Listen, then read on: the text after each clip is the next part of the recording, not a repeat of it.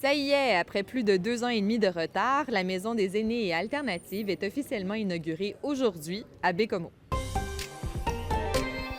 Elle fait partie des 40 maisons des aînés maintenant ouvertes au Québec. Il y a déjà des résidents qui l'occupent. Il y a 24 qui sont arrivés en novembre dernier. Plus d'une vingtaine d'autres sont bientôt attendus pour un total de 48. Tous ces résidents disposent d'une chambre privée avec toilette et douche adaptées. Le défi de recrutement reste incontournable. Il y a une partie du personnel qui est comblée par l'équipe volante et par les agences de placement. La Maison des aînés a coûté 55,5 millions de dollars. C'est 10 millions de plus que le budget officiellement prévu. Des artistes de tout calibre étaient à l'œuvre cette fin de semaine à Port-Cartier au festival Blizzard. De vendredi à dimanche, ils se sont activés autour de blocs de neige et ont créé de formidables sculptures.